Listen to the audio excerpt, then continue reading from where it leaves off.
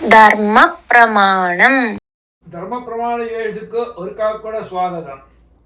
വാദ്യ ചില കോവിലില് பிரதானமூர்த்தி உபதேவர்கள் ஒருபாடு இருக்கும்.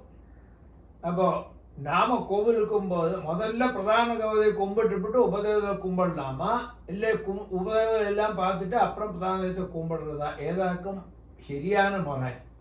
இந்த பிரதான தேவதைகள் இப்போ சிவன் கோவில் எல்லாம் இருக்கா, அங்கே பிரதான தட்சிணாமூர்த்தி இல்லை சூரிய பகவான் அப்படின்னு தொடங்கி கணபதி, சுப்பிரமணியன், சண்டிகேஸ்வரர், காலபைரவர் அப்படி சொல்லி ஆகம விதியில் നമ്മൾ ശിവൻ കോവിലെ പ്രതിഷ്ഠ പண்றது ഇവാളെല്ലാം ഉണ്ട് ഉപദേവതകളായിട്ട്.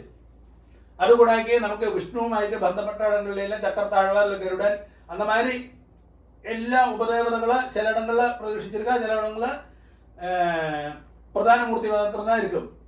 எப்பவுமே தெரிஞ்சுக்கோ ഉപദേവതകൾ ഇരുന്ന ഒരു പ്രധാനമൂർത്തിയും ഇരിക്കുന്ന ആദ്യം നമ്മൾ ദർശനം പண்றது ഉപദേവതകളായിരുന്നു. ഉപദേവതകളെ ദർശനം പണിന പിന്നെ മാത്രം താൻ പ്രധാനമൂർത്തിയെ ദർശനം പണിലാങ്ങാൻ അതോട് ശരിயான വിധി. അപ്പോൾ അത് ശരിயான ശാസ്ത്രവും അത്.